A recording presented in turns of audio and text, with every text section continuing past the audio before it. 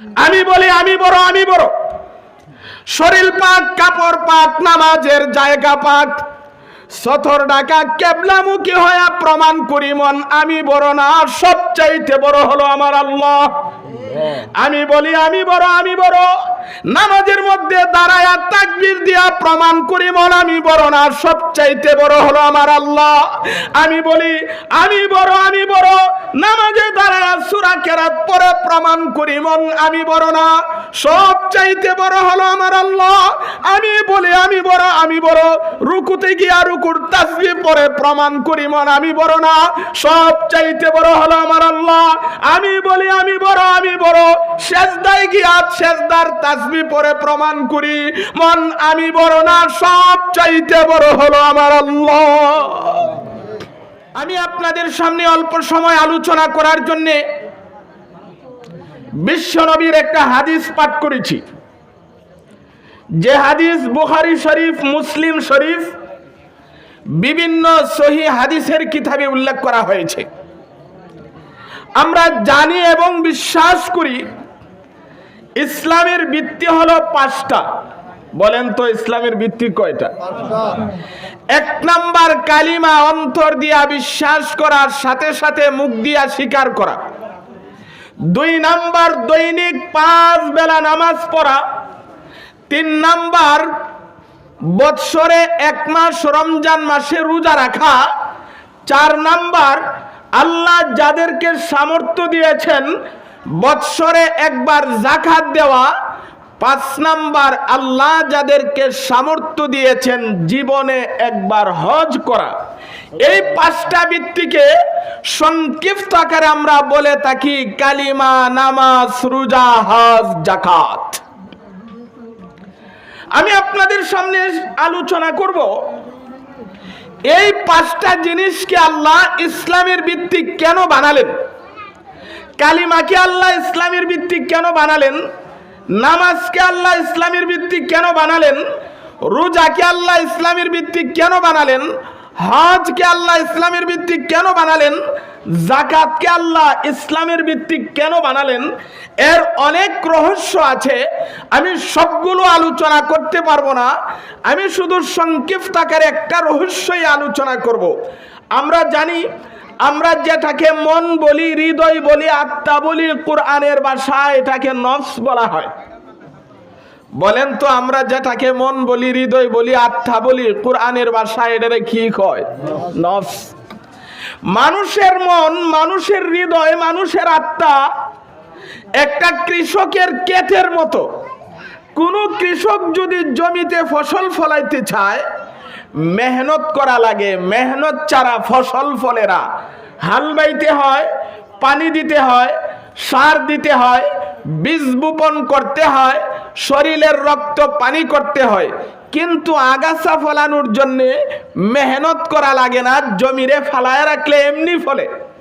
এত মেহনত করে ফসল ফলানোর পরেও ফাঁকে ফাঁকে আবার আগাছা উঠে, মাঝে মাঝে নিড়ানি দিয়া এই আগাছাগুলো পরিষ্কার করা লাগে। কি বলেন? মানুষের মনের ক্ষেত্রে যতগুলো আগাছা জন্ম হয় এর মধ্যে 5টা আগাছা বড় মারাত্মক। বহু আগাছা আছে। ইমাম গাজালি রহমাতুল্লাহি আলাইহি তিনি তাবলীগে দ্বীন নামক এক কিতাবে উল্লেখ করেছেন, যেমন ভাবে একজন কৃষক মেহনত করে ফসল ফলাইতে হয়, মেহনত করে আগাছা পরিষ্কার করতে হয়, ঠিক তেমনি ভাবে মানুষের মনের ক্ষেত্রেও মেহনত করে নেক কাজের ফসল ফলাইতে হয়, মেহনত করে আগাছা পরিষ্কার করা লাগে। যেমন ভাবে জমিতে আগাছা থাকলে জমিতে ফসল টিকে না, ফসলকে ধ্বংস করে ছাড়ে, ফসলকে খেয়ে ফেলে, ঠিক তেমনি ভাবে মানুষের মনের ক্ষেত্রেও কিছু আগাছা আছে। এই আগাছাগুলো যদি অন্তরে থাকে, এই আগাছাগুলো মানুষের ঈমান আমলকে নষ্ট করে জাহান্নামের যোগ্য বানায় ছাড়ে। মানুষের মনের ক্ষেত্রে যতগুলো আগাছা হয় এর মধ্যে 5টা আগাছা বড় মারাত্মক। বলেন তো কয়টা আগাছা বড় মারাত্মক? 1 নাম্বার একটা আগাছার নাম হলো স্বেচ্ছাচারিতা। আমার মনে যা চায় তা করব, বাধা দেওয়ার অধিকার কারো নাই। এই রোগ মনে হয় আমরার গ্রামের কাহারও নাই। আমার মনে চাইছে তো আমি করমু, কে আবার বাধা দিবে? এটাকে বলা হয় স্বেচ্ছাচারিতা।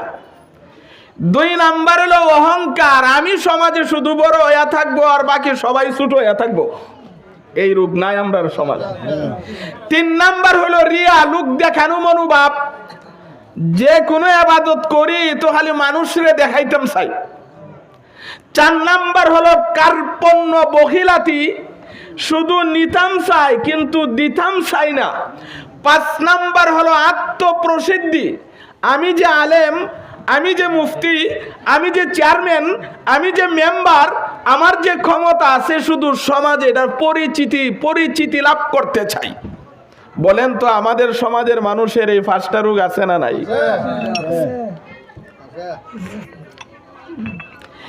এই 5টা রোগ যদি মানুষের অন্তরে থাকে তাহলে তার ইবাদত বন্দিগিরে নষ্ট করে জাহান্নামের যোগ্য বানায়া ছাড়বে। আল্লাহ ইসলামের 5টা ভিত্তি দান করেছেন অন্তরের এই 5টা আগাছাকে পরিষ্কার করার জন্য। কালিমা দিয়েছেন একটা আগাছা পরিষ্কারের জন্য, রোজা দিয়েছেন একটা আগাছা পরিষ্কারের জন্য, নামাজ দিয়েছেন একটা আগাছা পরিষ্কারের জন্য, হজ দিয়েছেন একটা আগাছা পরিষ্কারের জন্য, যাকাত দিয়েছেন একটা আগাছা পরিষ্কারের জন্য। ইসলামের 5টা ভিত্তির মাধ্যমে মানুষের অন্তরের বড় বড় 5টা আগাছা পরিষ্কার করে জান্নাতের যোগ্য বানানোর জন্য আল্লাহ এই 5টাকে ইসলামের ভিত্তি বানিয়েছেন। এবার আসুন সংক্ষিপ্ত আকারে আলোচনা করি কালিমাকে আল্লাহ ইসলামের ভিত্তি কেন বানাইছে। আল্লাহ মানুষের মনটাকে অনেক চাহিদা দিয়ে সৃষ্টি করছে। মানুষের মনের চাহিদার কিন্তু শেষ নাই। কি বলেন? 1000 টাকার মালিক হইলেই কি শেষ? না লাখ টাকার মালিক হইতো চায়? লক্ষ টাকার মালিক হইলেই শেষ? না কোটি টাকার মালিক হইতো চায়? যদি মুরিয়া গ্রামে একটা বাড়ি করতে পারে, হবিগঞ্জ যাওয়ার চেষ্টা করে। হবিগঞ্জ যদি যাইতে পারে, ঢাকা যাওয়ার চেষ্টা করে। ঢাকাও যদি যাইতে পারে, বিদেশ যাওয়ার চেষ্টা করে। বিদেশে যদি একটা বাড়ি করতে পারে, সাদের দেশও যাইতো চায়। মানুষের মনের চাহিদার শেষ নাই। মানুষ চায় নামাজ না পড়ে থাকতে, রোজা না রেখে থাকতে, হজ না করে থাকতে। মানুষ চায় সুদ খাইতে, ঘুষ খাইতে, মদ খেতে, গাঁজা খেতে, চুরি করতে, ডাকাতি করতে। একটা মানুষ যদি তার মনের সবগুলো চাহিদা পুরা করে, তার ঠিকানা হবে জাহান্নাম। আল্লাহ মানুষের চাহিদাকে নিয়ন্ত্রণ করে মানুষকে জান্নাতের যোগ্য বানানোর জন্য আল্লাহ কালিমাকে ইসলামের ভিত্তি বানিয়েছেন। আল্লাহ এক দিকটা দিয়েছেন কালিমার চাহিদা, আরেক দিকটা দিয়েছে মনের চাহিদা। আল্লাহ কয় এখানেই তোমাদের পরীক্ষা। আমি আল্লাহ দেখতে চাই তোমরা কি কালিমার চাহিদা পুরা করো না মনের চাহিদা পুরা করো। মনের চাহিদা পুরা করলে পরীক্ষায় ফেল, আর যদি কালিমার চাহিদা পুরা করো পরীক্ষায় পাস। আমাদের সমাজে স্বেচ্ছাচারিতার অভাব নাই। দেখবেন আমাদের সমাজে বহু গুনার কাজ চলে। কেউ যদি বাধা দেয়, বাধা দেওয়ার অধিকার তোমারে কে দিছে? আমার মনে চাইছে তো আমি করব। আছে না নাই? যেমন ধরুন বিয়ে শাদীর অনুষ্ঠান হইলে গান বাজনা এবং বিভিন্ন ধরনের হারাম কাজে লিপ্ত হয়। হয়নি? বাধা দিলে কয় আমার বাড়িতে করলে তোমার কি হয়েছে? এটারে কয় স্বেচ্ছাচারিতা। আমি সর্বপ্রথম ধন্যবাদ জানাই আমাদের গ্রামের মুরব্বীদেরকে। আপনারা শুনেছেন আমাদের গ্রামের মুরব্বীরা সুন্দর একটা আইন করেছেন। আইন করার দরকার। এই সকল আইন মুরব্বীদের জন্য যারা দেশ পরিচালনা করে, দেশকে নেতৃত্ব দেয়, জান্নাতে যাওয়ার উসিলাও হতে পারে। জান্নাতে যাওয়ার একটা চমৎকার ঘটনা শোনাই। নুজহাতুল মাজালিস নামক এক কিতাবে উল্লেখ করেছেন, এক এলাকাতে অগ্নি পূজারী আর মুসলমান বসবাস করত। রমজান মাস মুসলমানরা রোজা রাখে, অগ্নি পূজারী যারা তারা তো আর রোজা রাখে না, না রোজা রাখে? রমজান মাসের দিনের বেলায় অগ্নি পূজকের ছেলে প্রকাশ্যে খানা খাইতেছে। অগ্নি পূজারী তার ছেলেকে গিয়া শাসন করলো, হে ছেলে, যদিও আমরা রোজা রাখি না, এই এলাকাতে মুসলমান আছে, মুসলমানরা রোজা রাখে, তুমি যদি প্রকাশ্যে খানা খাও তাহলে মুসলমানের কষ্ট হবে, প্রকাশ্যে খানা খায়ও না। একজন অগ্নি পূজারী রমজান মাসে দিনের বেলায় প্রকাশ্যে খানা খাওয়ার কারণে বাধা দিছে, আর আমরা মুসলমানের সন্তান হইয়া বাধা দিতে পারে না। অগ্নি পূজকের ছেলে তার কথাটা মানছে না। এমনি বাবা তার হাত উঠায়া ছেলের দুই গালে দুইটা চর বসায় দিয়েছে, বেয়াদব! আমরা যদিও রোজা রাখি না, এই এলাকাটা হলো মুসলমানের, মুসলমান রোজা রাখে, তুমি আমার কথাটা মানলা না। কয়েকদিন পরে এই অগ্নি পূজক মারা গেছেন। এই এলাকার একজন আল্লাহর ওলি স্বপ্নে দেখে এই অগ্নি পূজক জান্নাতের ভিতরে ঘোরাফেরা করে। আল্লাহর ওলি ডাক দিলেন, হে ভাই অগ্নি পূজারী, তুমি তো জান্নাতে যাওয়ার কোনো কথা না, তুমি জান্নাতে গেলা কিভাবে? স্বপ্নের যুগে ওই অগ্নি পূজক বলে, হে আল্লাহর ওলি শুনে রাখেন, রমজান মাসে দিনের বেলায় প্রকাশ্যে আমার ছেলে খানা খেয়েছিল, আমি শাসন করেছিলাম, এই কাজটা আল্লাহর কাছে এত পছন্দ হয়েছে, আল্লাহ মরণের সময় আমার মুখে কালিমা জারি করে দিয়েছেন। একটা অগ্নি পূজক সন্তানদের শাসন করে যদি জান্নাতে যাইতে পারে, তাহলে এই এলাকা যারা পরিচালনা করে, এই গ্রাম যারা নেতৃত্ব দেয়, আমার বিশ্বাস তারা যদি অন্যায়ের প্রতিবাদ করে, এই গ্রামে যদি কোনো অন্যায় হতে না দেয়, ইনশাআল্লাহ তারাও এটা তাদের জন্য নাজাতের উসিলা হয়ে যাবে।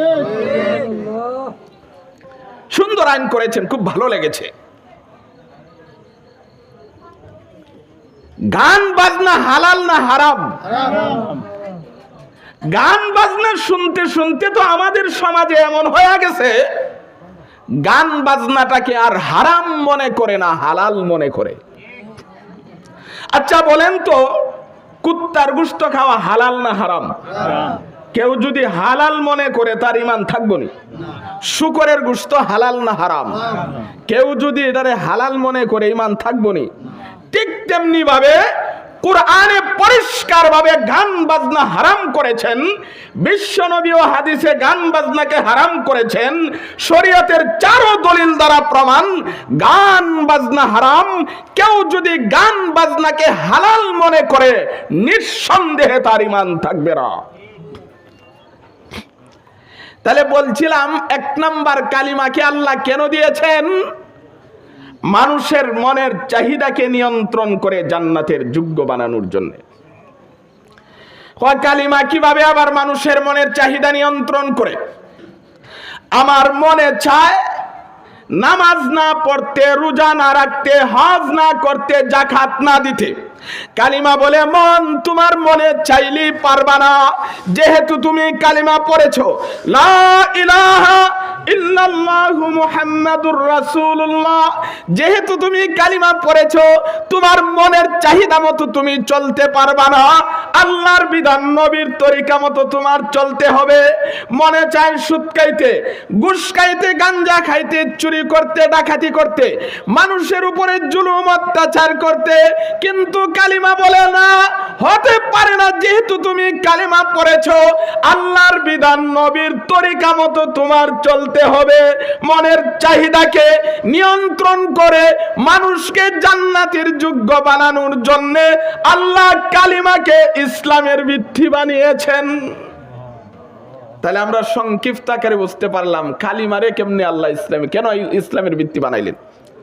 প্রথমেই বলছি, বিস্তারিত আলোচনা করার সময় নাই। এবার আসুন, বাকি চারটা কি আল্লাহ ইসলামের ভিত্তি কেন বানাইলেন? প্রথমটা হলো অন্তরের সাথে আর বাকি 4টা হলো আমলের সাথে। নামাজ শুধু বিশ্বাস করলেই হবে না, পড়তে হবে।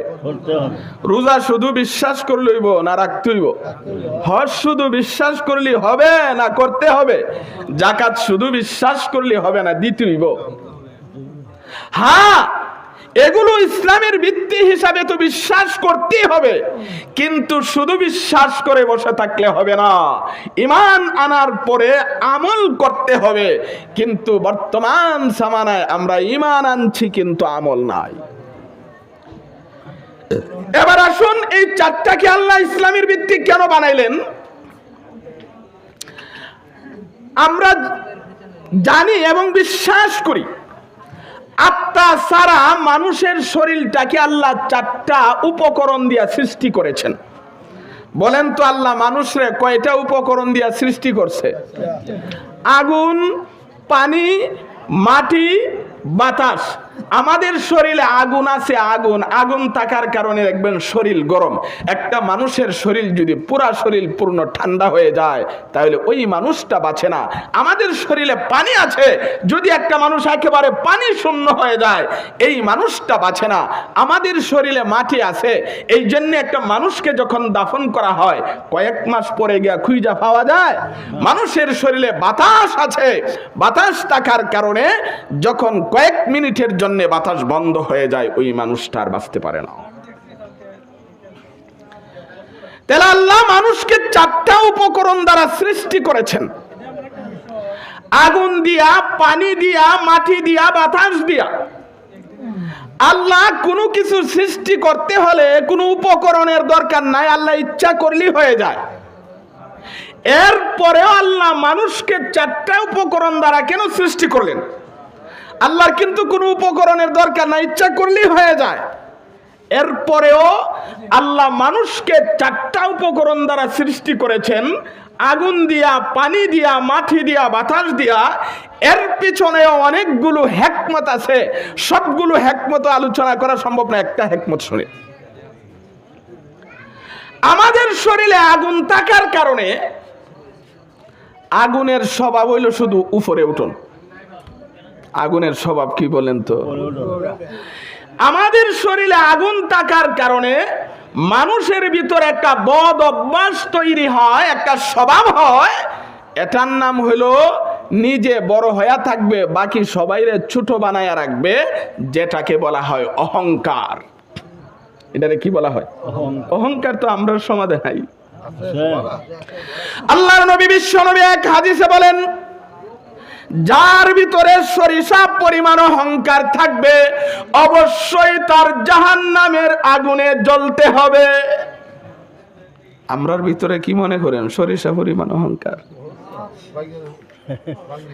অহংকার এমন এক জিনিস, ইমাম গাজ্জালী রাহমাতুল্লাহি আলাইহি তাবলীগে দ্বীন নামক কিতাবে উল্লেখ করেন, শুকনা লাকড়ি জমায়া কেউ যদি আগুন লাগায়া দেয়, আগুন যেভাবে শুকনা লাকড়িকে জ্বালায়া পোড়ায়া ছারখার করে দেয়, কারো ভিতরে যদি অহংকার নামের রোগ থাকে, এই অহংকার মানুষের ইবাদত বন্দেগীর সওয়াবকে নষ্ট করে জ্বালায়া পোড়ায়া তাকে জাহান্নামের যোগ্য বানায়া ছাড়ে।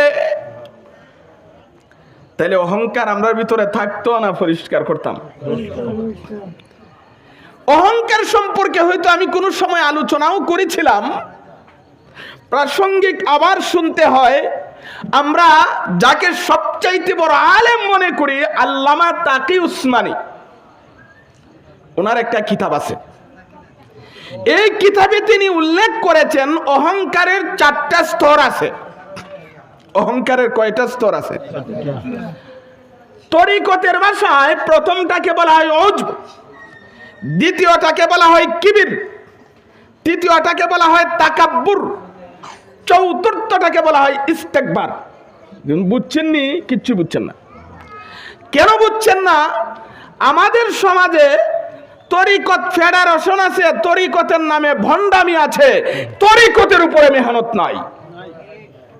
ভণ্ডামি আছে না মেহনত আছে? ভণ্ডামি আছে, এই জন্য বুঝেন না।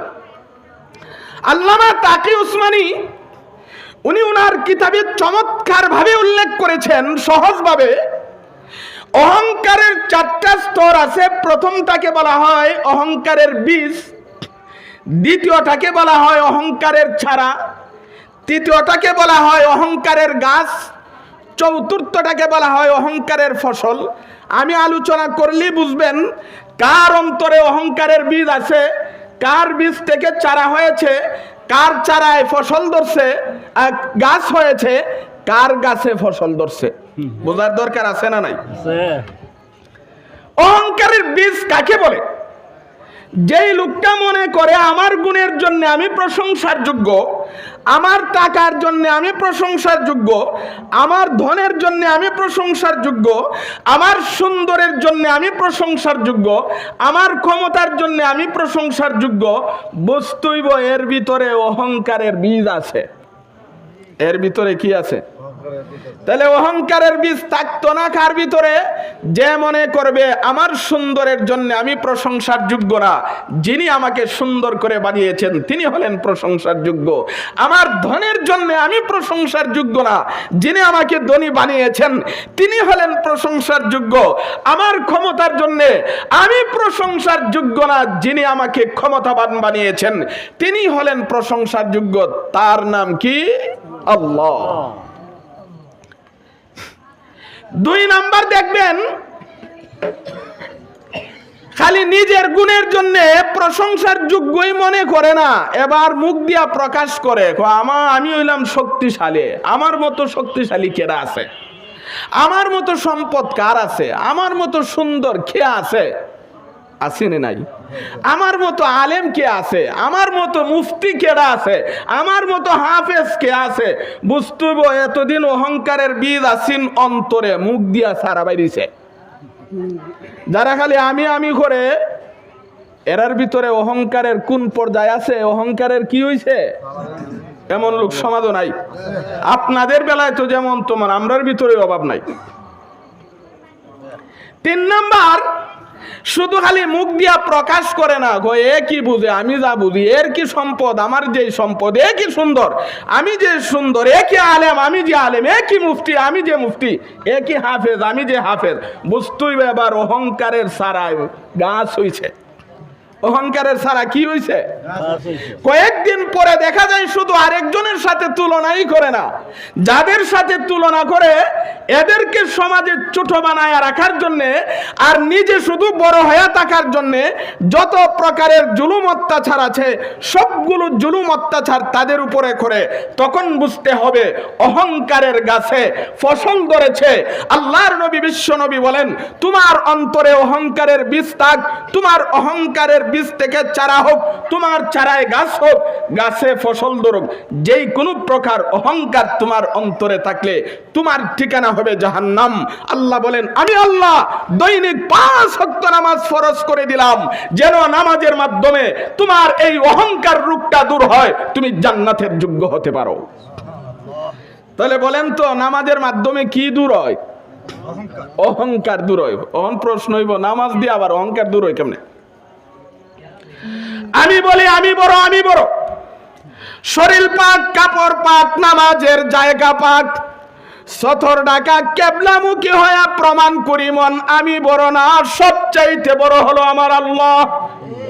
আমি বলি আমি বড়, আমি বড়, নামাজের মধ্যে দাঁড়ায়া তাকবীর দিয়া প্রমাণ করি মন আমি বড় না, সবচাইতে বড় হলো আমার আল্লাহ।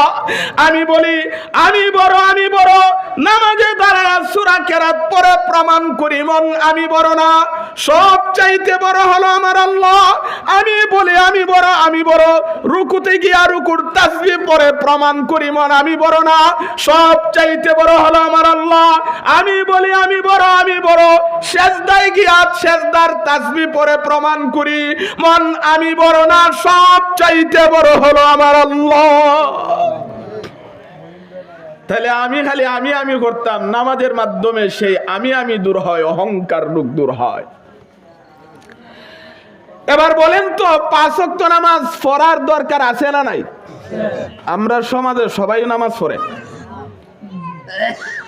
আজকের আলোচনা থেকে যদি এই একটা শিক্ষা আমরা নিতে পারি, যতদিন দুনিয়ার বুকে থাকবো 5 ওয়াক্ত নামাজ পুরুষ হইলে জামাতে, মহিলা হইলে ঘরে, আজকের মাহফিল সার্থক। তাহলে আল্লাহ নামাজকে ইসলামের ভিত্তি কেন বানিয়েছেন? নামাজকে ইসলামের ভিত্তি বানিয়েছেন মানুষের অহংকারকে দূর করার জন্য। আবার অহংকারকে দূর করার আরেকটা পদ্ধতি আছে, এই পদ্ধতিটাও সংক্ষিপ্ত আকারে একটু বুঝা নেই। আমরা আশরাফ আলী থানভীর নাম শুনছি নি? আশরাফ আলী থানভী রহমাতুল্লাহ আলাইহির কাছে এক নবাব গেছে মুরিদ হইতো। নবাব গিয়া মুরিদ হইছে। আশরাফ আলী থানভী বললেন, আমার কাছে যে তুমি মুরিদ হইলা, তোমার অন্তরে অনেকগুলো গুনার আগাছা আছে, এই আগাছা পরিষ্কার করতে সময় লাগবে, আমার খানকায় তোমার 40 দিন থাকতে হইব। তো নবাব বলল, হুজুর 40 দিন যে থাকবো আমি তো বাড়িতে বলে আসি নাই, যদি অনুমতি দেন একটা চিঠি লিখবো, বাড়িতে জানায় দিব আপনার কাছে 40 দিন থাকবো, আর চিঠিতে উল্লেখ করে দিব যেন 40 দিনের খরচের টাকা ফাটাইয়া দেয়। তো আশরাফ আলী থানভী বললেন, ঠিক আছে চিঠি লেখো, চিঠি পাঠানোর আগে পোস্ট করার আগে আমারে দেখাই দিব। নবাব চিঠি লেখছে, চিঠি লিখে আশরাফ আলী থানভী রহমাতুল্লাহ আলাইহির কাছে নিলেন। আশরাফ আলী থানভী চিঠি পড়া দেখে লেখছে, আমি আশরাফ আলী থানভীর কাছে এসেছিলাম মুরিদ হওয়ার জন্য, মুরিদ হয়েছি, হুজুর বলেছেন ওনার খানকায় 40 দিন থাকতে হবে, তাই আমি তো বাড়ি থেকে টাকা পয়সা আনি নাই, তোমরা আমার চিঠি পাওয়ার মাত্রই টাকা পাঠায় দিবে, একটা সংখ্যা লিখে দিছে, এই পরিমাণ ফাটাইবা, খবরদার এর চাইতে কম পাঠাইয়া না, ফাটাইলে মানছে হইব নবাবের বাড়ির থেকে এত কম ফাটাইলো কেমনে? বলেন তো এর কোন রোগে ধরছে? আশরাফ আলী থানভী চিন্তা করলেন, আমি যদি পীর হয়ে থাকি আর সে যদি আমার মুরিদ হয়ে থাকে, তাহলে আমার দায়িত্ব হইল নিরানি দিয়া তার মনের আগাছা পরিষ্কার করা, না পীরের খামল খালি মুরিদানের টাকা পয়সা ফটো ঢুকানো। বর্তমান জামানায় পীরের নামে বহু ভণ্ডামি চলেছে। পীরের কাজ হইল শুধু মুরিদানের কাছ থেকে টাকা নিয়ে পকেট ভরা, আর একটা দোহাই দেয় মুরিদান তোরা দিবে আর আমরা খাইবো, মরণের পরে সুপারিশ করে জান্নাতে লয়ে দিবে, যেমন জান্নাতটা এর ওরসের সম্পদ। আশরাফ আলী থানভী চিন্তা করলেন, আমি যদি পীর হয়ে থাকি, সে যদি আমার মুরিদ হয়ে থাকে, তাহলে নিরানি দিয়া তার মনের আগাছা পরিষ্কার করা দরকার। আশরাফ আলী বলল, ঠিক আছে তুমি চিঠি পোস্ট করে দাও। এরপরে বলল, তুমি যে আমার খানকায় থাকবা 40 দিন, আমার খানকার মসজিদে যতগুলা মুসল্লি আইব সবার জুতা সোজা করে দৌড় লাগবে। শুধু জুতা সোজা করে দিলেই হবে না, এরার পাও জুতা ফরাইয়া দিতে। বলেন তো নবাবগিরি রয়েছে না শেষ? ঠিক তেমনি ভাবে হক্কানি আলেম উলামার কাছে, চরমুনার পীরের কাছে, বরুণার শায়েখের কাছে, আজকের প্রধান অতিথি মুফতি মঞ্জুরুর রশিদ আমিনী সাহেবের কাছে যখন আপনি যাবেন, তারা নিরানি দিয়ে আপনার মনের আগাছাগুলাকে পরিষ্কার করে জান্নাতের যোগ্য বানায়া ছাড়বে। তাহলে বলছিলাম, কালিমাকে আল্লাহ ইসলামের ভিত্তি কেন বানাইছে? কই মানুষের মনের আগাছা আছে একটা অহংকার, এই অহংকারে দমন করে জান্নাতের যোগ্য বানানোর লাগে। মানুষের শরীরে পানি আছে, পানি। মানুষের শরীরে কি আছে? বলেন তো, পানির স্বভাব, পানি কি উপরে উঠতে পারে না নিচে থাকে? পানি থাকার কারণে পানি থেকে মানুষের একটা স্বভাব তৈরি হয়। মানুষ তার উপরে যারা শক্তিশালী এরার সাথে বেড়াগিরি বরত্ব দেখাইতে পারে না, শুধু নিচে যারা আছে এরার উপরে জুলুম অত্যাচার করে। সহজ ভাষায়, মানুষের শরীরে পানি থাকার কারণে একটা রোগ তৈরি হয়, একটা বদ অভ্যাস তৈরি হয় মানুষের ভিতরে, সেটার নাম হলো শক্তের বক্ত নরমের গরম। এমন লোক মনে মুই রাখ নাই, শক্তিশালী ফাইলে বক্তি দেয় আর নরম ফাইলে সাইপা ধরে। এরা কি মানুষের স্বভাব না কুত্তার স্বভাব? এটা উদাহরণ দিলে বুঝবেন। এক রাস্তা দিয়ে একটা শক্তিশালী কুকুর যাচ্ছে, আরেক দিক থেকে একটা দুর্বল কুকুর আসছে। শক্তিশালী কুকুরটা দুর্বল কুকুরে দেখে সেলামালকি দিয়ে চলে যায় না, তার উপরে আক্রমণ করে। আক্রমণ করে এর দোষ কি? এবার যদি কুকুরে জিজ্ঞাসা করেন তুই যে এর উপর আক্রমণ করলে এর দোষ কি, তখন বলবে একটাই যে কোনো দোষ নাই, আমার থেকে দুর্বল কেন। ঠিক তেমনি ভাবে যখন কিছু মানুষ সমাজের কর্তৃত্ব পায়, যখন কিছু মানুষ ক্ষমতা পায়, তার নিম্ন স্তরের মানুষের উপরে জুলুম অত্যাচার করে, নিম্ন স্তরের মানুষের কোনো দোষ লাগে না, দোষ একটা, ওই তুই দুর্বল খেরে আছে না নাই। এই শক্তের বক্ত নরমের গরম, এই একটা বদ অভ্যাস নিয়ে যদি মানুষ কবরে যায়, তার ঠিকানা হবে জাহান্নাম। আল্লাহ এই রোগের চিকিৎসা করে মানুষকে জান্নাতের যোগ্য বানানোর জন্য আরেকটা ইসলামের বৃত্তি দান করেছেন, সেই বৃত্তির নাম হলো হজ। বলেন তো সেই বৃত্তির নাম কি? হজে কিন্তু শক্তের বক্ত নরমের গরম নাই। বাংলাদেশের মানুষ যেমন ভাবে লাব্বাইক আল্লাহুম্মা লাব্বাইক বলে, ভারতের মানুষও ঠিক তেমনি ভাবে লাব্বাইক আল্লাহুম্মা লাব্বাইক বলে, পাকিস্তানের মানুষও ঠিক তেমনি ভাবে আল্লাহুম্মা লাব্বাইক বলে, আরব দেশের মানুষও লাব্বাইক আল্লাহুম্মা লাব্বাইক বলে। রাজা যেমন সাদা কাপড়, প্রজাও সাদা কাপড়, রাজা যেমন সেলাই সারা কাপড়, প্রজাও সেলাই সারা কাপড়, রাজার যেই কাজ প্রজার সেই কাজ, রাজা যেমন মাথা খামায় প্রজাও মাথা খামায়, সেখানে কোনো শক্তের বক্ত নরমের গরম নাই। আল্লাহ বলেন এই রূপকে দমন করার জন্যই আমি আল্লাহ তোমাদের উপরে হজ নামের বিধান দান করে দিলাম। এখানে আমাদের আরেকটা জিনিস বোঝার দরকার, আল্লাহ যাদেরকে সামর্থ্য দিয়েছেন জীবনে একবার হজ করা হলো ফরজ, যাদের সামর্থ্য আছে জীবনে একবার উমরা করা সুন্নাতে মুআক্কাদা। নামাজ যেমন ফরজ, যাদের সামর্থ্য আছে হজ করাও। কিন্তু আমাদের সমাজে বহু মানুষ আছে নামাজ পড়লেও হজ করে না, আর নামাজ পড়লে তো আর টাকা লাগে না, হজে গেলে কি লাগে। আবার ইদানিং দেখলাম একটা রোগ বের হয়েছে, বহু মানুষের উপরে হজ ফরজ, কিন্তু ফরজ হজ না কইরা উমরাত যায়, কই যায়। তার কারণ কি? বড় হজে গেলে, ফরজ হজে গেলে টাকা লাগে বেশি, আর উমরাত গেলে টাকা লাগে। সারা জীবন উমরা করলেও ফরজ আদায় হইতো না, যার উপরে ফরজ এর ফরজ হজই করতে হবে।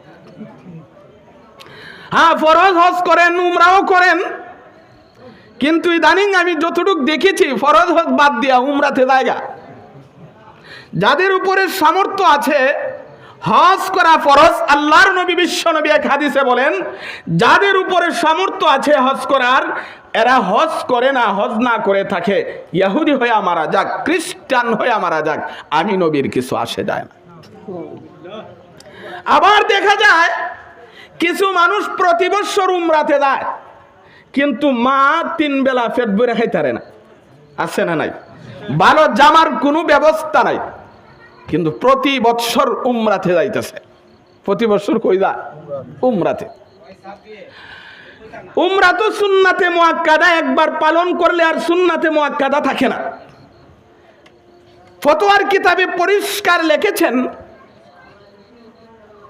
উমরাতে যাদের উমরা সুন্নাতে মুআক্কাদা আদায় করার পরে নফল উমরা করার চাইতে যাদের ভরণ পোষণ তার দায়িত্বে আছে, এদের ভরণ পোষণে টাকা খরচ করা উত্তম। এই সম্পর্কে একটা ঘটনা উল্লেখ করেছেন আব্দুল্লাহ ইবনে মুবারক। তিনি অনেক আগের কথা, অনেক বড় বুজুর্গ আল্লাহওয়ালা, তিনি পায়ে হেঁটে হজে রওনা করেছেন উমরাতে। আগের জামানায় বিমানে যাইতো, তো কেমনে যাইতো? এই জন্য আগের হজের গুরুত্ব আছে না। আগে যদি কেউ হজে গেছে, মানুষের সাথে লেনদেন থাকলে লেনদেন পরিষ্কার হয়ে গেছে, কেউ যদি কোনো টাকা পয়সা পাইছে এটা দেয়া গেছে, মাপ চায়া গেছে যে আবার ফিরে আইতে পারি কিনা তার কোনো ঠিক নাই। আগের মানুষ খুব ধরত নিয়ে হজে যাইতো, আর বর্তমান জামানায় সময় লাগে না। এই জন্য দেখা যায় হজে যায়, হজে গিয়া ফোন করে এর সারিস না, আইতাছে কিন্তু 2 দিন পরে, আছে না নাই? আব্দুল্লাহ ইবনে মুবারক তিনি উমরাতে রওনা করেছেন, হঠাৎ করে তার নজরে পড়ছে একটা ডাস্টবিন। ডাস্টবিনে কি থাকে? স্বর্ণরূপা, ময়লা আবর্জনা। এই ডাস্টবিনের উপরে একটা মরা মুরুখ পড়ে আছে। তিনি খেয়াল করে দেখলেন অল্প বয়সের একটা মেয়ে দৌড়ে এসে মরা মুরুখটা নিয়ে গেছেন। আব্দুল্লাহ ইবনে মুবারক চিন্তা করলেন কি ব্যাপার, আমার দেখতে হবে কি হয়েছে। তিনিও পিছে পিছে চললেন, দেখলেন এই অল্প বয়সের মেয়েটা একটা কুঁড়ের ঘরে, ছোট্ট ঘরে প্রবেশ করেছে। আব্দুল্লাহ ইবনে মুবারক কাছে গিয়ে ডাক দিলেন, মা কি হয়েছে তোমার, এই মরা মুরুখটা কেন আনছো? এই কথা বলার পরে মেয়েটা চোখ দিয়ে পানি ছেড়ে দিয়েছে। আব্দুল্লাহ ইবনে মুবারকের চোখ দিয়ে পানি চলে আসছে। মা কি হয়েছে তোমার? এই মেয়েটা বলে, হুজুর কয়েকদিন ধরে আমাদের পরিবারে খাবারের কোনো ব্যবস্থা নাই, এই মরা মুরুগ আনছে যেন মরা মুরুগটা খেয়ে আমাদের পরিবারের লোকগুলা জান বাঁচাইতে পারে। আব্দুল্লাহ ইবনে মুবারক তিনি সাথীদেরকে ডাক দিলেন, হে সাথীরা, আমি উমরাতে যাওয়ার ইচ্ছা করেছিলাম, যাব না, আমার উমরার সব টাকাই পরিবারে দান করে দিলাম। তাইলে নফল উমরা করার চাইতে বরণ পোষণ, হ্যাঁ বরণ পোষণ যাদের দায়িত্ব আছে এদেরকে সম্পূর্ণ দিয়ে আপনি যান, অসুবিধা নাই। কিন্তু বহু লোক এমন আছে, আমি দেখেছি প্রতি বছর উমরা যায়, মা কিন্তু একটা নাফা ট্যাবলেট খাওয়ার টেকা নাই। আমাদের শরীরে কয়েক মিনিটের ভিতরে আলোচনা গুছায় শেষ করে দিব। হুজুর চলে আসছেন, হুজুরে কষ্ট দেওয়া যাবে না। আমাদের শরীরে মাটি আছে, মাটি, মাটির একটা স্বভাব হলো শুধু গ্রাস করা, খালি নিতে চায়, দিতে চায় না। এই মাটি থাকার কারণে আমাদের একটা বদ অভ্যাস তৈরি হয়, এটা হয় বখিলাতি, কার্পণ্য। দেখা যায় আল্লাহ ভালো সামর্থ্য দিয়েছেন, সম্পদ দিয়েছেন, কিন্তু এই কার্পণ্য বদ অভ্যাসের কারণে যাকাত দেয় না, আছে না নাই, দান খয়রাত করে না। এই কার্পণ্য বখিলাতি নিয়ে যদি তাই সে কবরে যায়, তার ঠিকানা হবে জাহান্নাম। আল্লাহ এ মানুষের এই রোগকে দমন করে চিকিৎসা করে জান্নাতের যোগ্য বানানোর জন্য আরেকটা বিধান দিয়েছেন, সেই বিধানের নাম হলো যাকাত। আল্লাহ বলেন শুধু নিলেই হবে না, মানুষে দিতে হইব। মানুষে কি দিতে হইব? হাদিসের মধ্যে উল্লেখ করেছেন, চলে আসছে না, আচ্ছা আমি আচ্ছা আচ্ছা। তাহলে মুহতারাম হাজিরিন, আমাদের শরীরে মাটি থাকার কারণে, মাটির স্বভাব হলো গ্রাস করা, এই অভ্যাস যদি থাকে মানুষের ঠিকানা হইব। এই জাহান্নাম থেকে রক্ষার জন্য আল্লাহ একটা বিধান দিলেন, সেই বিধানের নাম হলো যাকাত। আমাদের শরীরে বাতাস আছে, বাতাস, বাতাসের কাম হইলো খালি খালি জায়গা ফাইলেই ফুরা করা। এই বাতাস থাকার কারণে আমরারও একটা অভ্যাস হয়েছে, এটা হলো আমি যে আলেম এটা মানছে জানুক, আমি যে মুফতি মানছে জানুক, আমি যে হাফেজ মানছে জানুক, আমি যে চেয়ারম্যান মানছে জানুক, আমি যে মেম্বার মানছে জানুক, আমার যে সম্পদ হয়েছে মানছে জানুক, খালি পরিচিতি হইতে চায়। আল্লাহ বলেন এই রোগ নিয়েও যদি কবরে যাও, তোমার ঠিকানা হবে জাহান্নাম। এই রোগকে দমন করে চিকিৎসা করে তোমাকে জান্নাতের যোগ্য বানানোর জন্যে আমি আল্লাহর একটা বিধান দান করলাম, সেই বিধানের নাম হলো রোজা। নামাজ পড়লে মানুষকে দেখানো যায়, হজ করলে মানুষকে দেখানো যায়, যাকাত দিলে মানুষকে দেখানো যায়, কিন্তু রোজা এমন এক বিধান, সারাদিন খাইলেন না, পান করলেন না, স্ত্রীর কাছে গেলেন না, কিছু দেখানোর আছে? কিছু দেখানোর নাই। আল্লাহ তাআলা আমাদেরকে, মুহতারাম হাজিরিন, আমি তো আপনাদেরই সন্তান, আলোচনা বহু শুনতে পারবেন, যেহেতু সময় সংকীর্ণ, আল্লাহ তাআলা আমাদেরকে এই সংক্ষিপ্ত আলোচনার উপরে আমল করার তৌফিক দান করুন। সকলে বলুন আমিন।